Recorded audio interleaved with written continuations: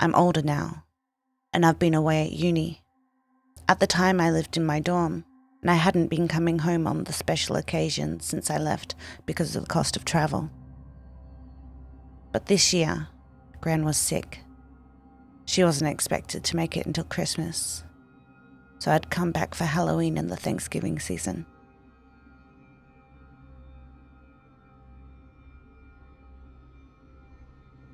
I walked in the front door, and Mum called out from the kitchen. I could smell something delicious being baked.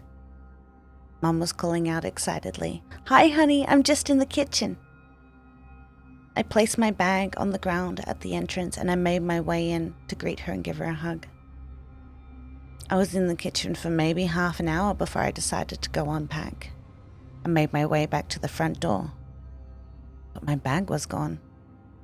I had a minor moment of panic thinking someone had stolen it. So I opened the front door and I went out and had a look in the street to see if I could see anyone. No one was there, so I came back inside. Mum was then upstairs and she was shouting out for me to come give her a hand. I ran up to tell her that my luggage had gone missing, but there it was, on the bed. She was unzipping it, wanting me to help her unpack it. I was confused because I know that she didn't have time to move my bag without me seeing her. No one else lives in the house. Mum didn't say anything. I didn't know what to make of it. I went through that evening with this weird fog-like feeling. Felt like I was in some kind of hazy dream that I just couldn't escape from. And the next day was when we were up in the attic finding the books.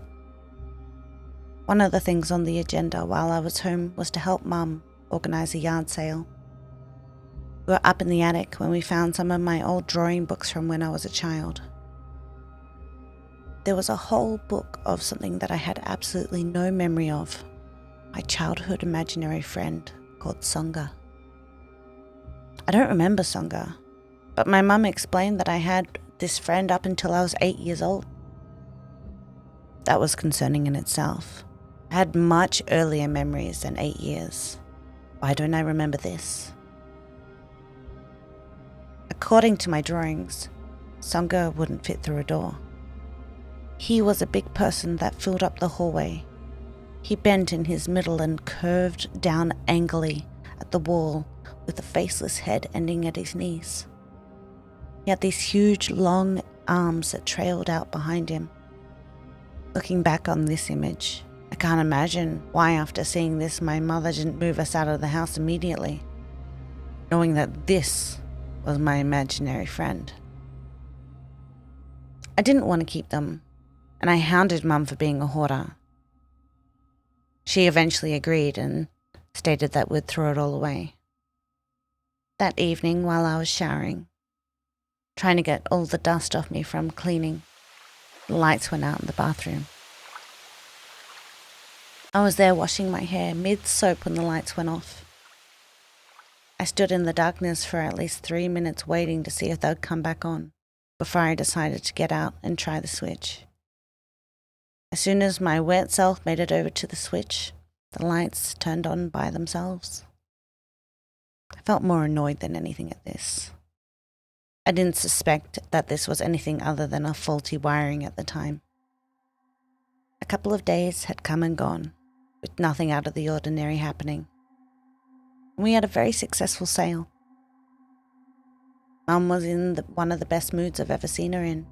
She had a ton of extra money in her pocket now, and we had come to a decision.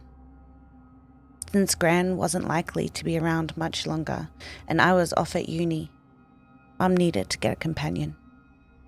Maybe a cute dog to keep her company, something to defend her if things go wrong.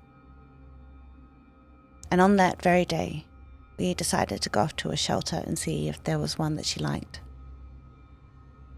Wesker was a 2-year-old Belgian Shepherd. He was just the sweetest thing we ever laid eyes on. Mum was smitten instantly. We got him home, but to our surprise, he wouldn't step foot in the house. We both considered pets family members, not something that should only exist in the backyard. But Wesker wasn't interested in stepping in the side one bit. No amount of coaxing, food, or pats would make him step inside. In the end, we just set him up with his new fluffy bed originally intended to be inside, on the back deck instead. We thought maybe since he was already 2 years old, his old owners must have trained him not to go inside no matter what. And maybe it would just take some time for him to get used to it. That evening I woke up as I was hitting the floor. It was 1:23 a.m. according to the flashing light on my nightstand, and I'm not sure how, but I had rolled off my bed and hit the ground hard. I got up and I decided to go to the toilet before trying to sleep again. I stumbled my way down the hall in the dark, flicked on the switch and sat on the toilet to pee. I did this with my eyes mostly closed. The light was bright.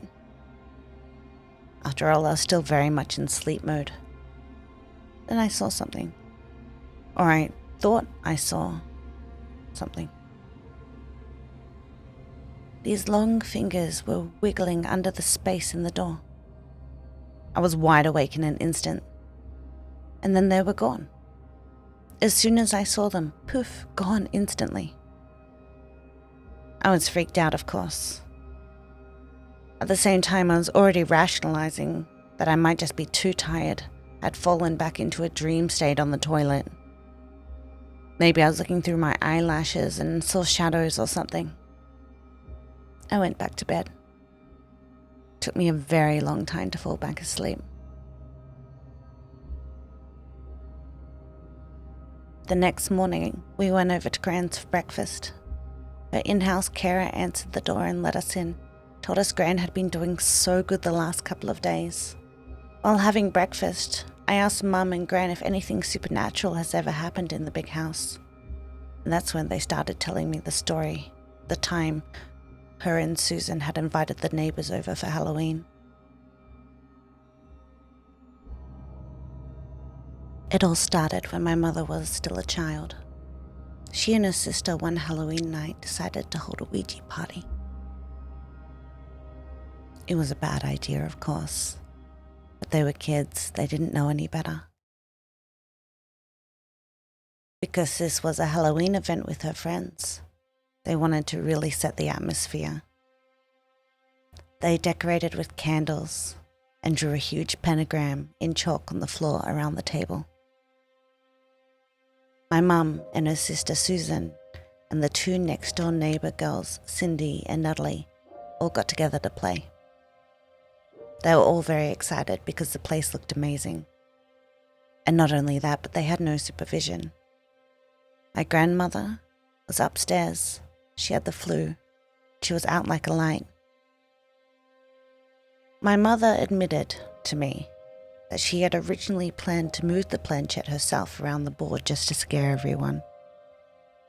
But it turned out that that was unnecessary, because as soon as they all put their hands on it, it started to move. My mother said she was a little shocked at first, but then decided that maybe someone else had the same idea. Without even asking a single question, the planchette moved around the board. It spelt out the word hungry. The girls gave a chuckle. Natalie, one of the neighbours, asked the only logical question. "Hi, Mr. Ghost. Would you like some candy?" The planchette slid rapidly across the board and landed on yes, so fast that the girls gasped. The next question was my Aunt Susan, who asked, "Hey, Mr. Ghost, what is your name?" The planchette moved slowly across the board this time, spelling out the name Amy. Now, Amy is also my mother's name. She was instantly on guard. All the girls started laughing. "It was too soon to admit that it's you," they exclaimed. My mother got really defensive, knowing that it wasn't her, and she swore to it. This broke the mood down a little bit, and all the girls took a break. They had some candy and they made some hot drinks before sitting down to the board again. Natalie put some candy on the floor next to her and said out loud, "Well, here's your candy." All the girls started laughing. My mother didn't find it so funny anymore. She felt like she was being picked on.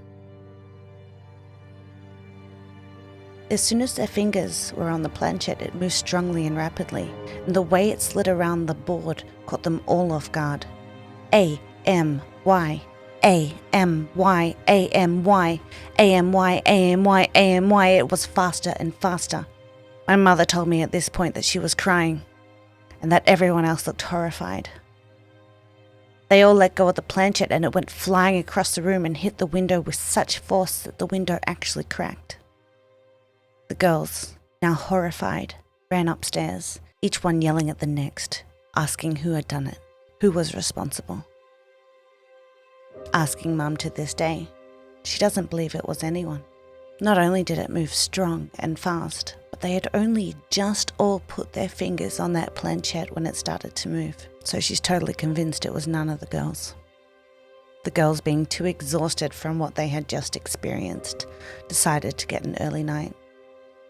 They were simply just burnt out and couldn't be up any longer. My Aunt Susan remembers that the candles were still lit from downstairs, so she went down to put them out.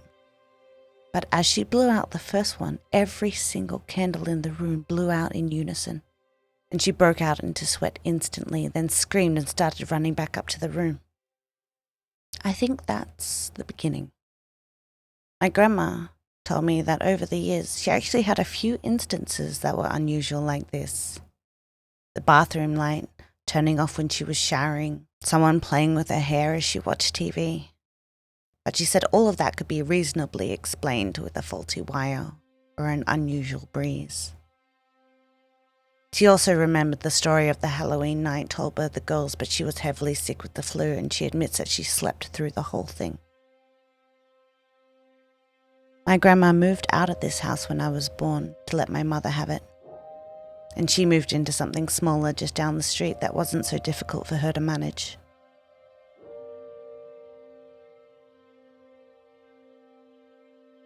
It was true. She really did seem healthy that day. Which was all more of the surprise when we heard word that she had passed that very night. The report eventually came back to us that she had a heart attack in her bed, likely while she was asleep, and she didn't feel a thing. And I were, of course, both extremely sad. We knew that she wasn't going to last much longer and that eased the blow, but at the end she just seemed so healthy that morning. A couple more days passed, and suddenly, with no warning, things got turned up to 11. Wesker kept barking at the door and Mum was spending a lot more time out on the back deck reading and trying to keep him company. I was upstairs working on an assignment that I knew was due once I got back, when my hair got pulled. It shocked me and I turned around to face nothing. Confused, I was scanning the room. I was in the process of thinking that maybe I had just snagged my hair on my chair when my textbook went flying off the desk behind me. I turned around rapidly and stared at it in horror, when again my hair got tugged. I spun again to face whatever it was that had just pulled my hair. My bedroom door slammed and I heard stomping down the hall. I was terrified. I felt trapped. I didn't want to stay in my room, but the only way out was through that door. I'm not sure how long it took me to gather my courage, but when I did, I grabbed the door handle, intended to turn it and run to my mum, but it wouldn't budge. I was trapped inside. I was crying and panicking and pulling on the door, twisting the handle, but it wouldn't open. I was crying and screaming when from the other side, the door opened to my very confused mum. She just looked at me. She swept in and held me, holding me tight, telling me everything was going to be okay. Through tears, I tried to tell her what happened, but she just pat me on the back and said, "Oh, I know, honey. It's been a really stressful week. I'm just glad we're here for each other." The next night was Halloween night. Initially, we had planned to give out candy to all the children that came knocking, but my mum decided that since she was spending so many evenings now out on the back deck, that she would give this year a pass. I didn't want to be alone, but I needed to get this assignment done, Initially, I tried to do it out on the deck with Mum, but the sun was setting, and the light on the deck was just too warm and dull for me to be able to read properly. I ended up getting a headache and eventually made my way back inside to my study desk. I was lost in my studies when there was a knock at my door. "Mum?" I responded, but no one answered. Then came the knock again. "It's open, Mum," I said, raising my head up to look at the door. Then a voice came from the other side. "Trick or treat," said the voice. I screamed at the top of my lungs. I opened up my window and I attempted to climb down my lattice into the yard to get out. I was looking towards the ground initially, but when I looked back up towards my window from halfway down, I saw him. A giant, bent shape leaning out my window. I screamed and I fell. I hit the ground with a large thump. I woke 2 days later in hospital. I had broken my pelvis and my ankle in the fall. Mum said that she saw everything from the deck. She didn't see what I was running from, but she heard my scream and she saw me climbing out the window. She could see my fear on my face before I fell. While I was in the hospital, she moved into a pet-friendly hotel. To her surprise, Wesker didn't have any issues being inside the room. And a few months later, the house was sold.